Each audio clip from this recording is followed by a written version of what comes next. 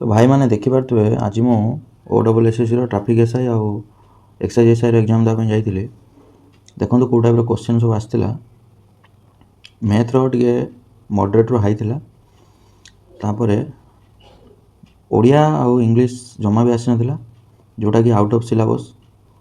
OSSC syllabus देइतला कि math reasoning Odia English computer आउ जीके करंट अफेयर ये आसला।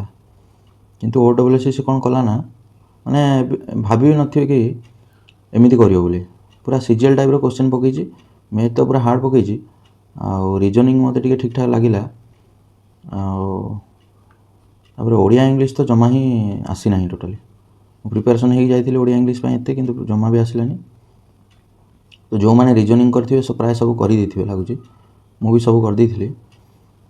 मैथ तो बहुत कम करिछि, कहीं टाइम हेलानी, कैलकुलेटिव थिला। आ डीआई भी बहुत सारा पकई देथिला, जोटा कि बहुत टाइम नहीं गला।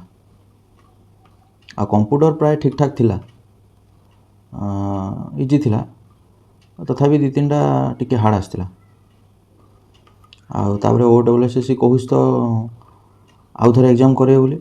मो कह एत धंदा करार कौन थी भाई, तू तो एग्जाम थे करू, आउ थे करार कौन थी। एत दूर को जा, पुणी कब एग्जाम हम ठीक ना, पिला माने चलिकी जाऊँच कौटू बोली कौटू आसुँच सब। OSSC हैरान कर पिला, यहाँ मैंने पूरा ठीक करूनी। स्टेट गवर्नमेंट गोटे माने कथार किसी ठीक ना, सब एग्जाम किसी ना कि डिस्टर्बेंस क्रिएट हो। थे तो एग्जाम करूँ, आउ थे पुणी कौन एग्जाम करार था। आउट ऑफ सिलेबस पकेबू कहीं एत धंदा हम कहीं। पुणी पिला माने या पाठ पढ़े, पुणी एत दूर चलिक आसवे, एग्जाम देवे, गाड़ी तेल खर्च, खाइबा खर्च से सब किए दब। OSSC दब कि? मात्र पोस्ट 15टा भीतर हम बोधे। पु पिला मात्र एक्साइज एसआई के 5टा ना 6टा अच्छी। बहुत कम पोस्ट, पुणी मैंने एग्जाम दबा जा न दबा से किसी लाभ ना। या भर भी OSSC तार हैरान कर पिला। तो आपण कमेंट कौन रहा, कौन राय रमेंट लिखे।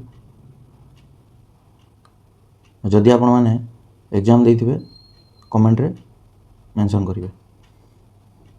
तो कौ मैंने OSSC एग्जाम आज देइछंती से कमेंट करंतु।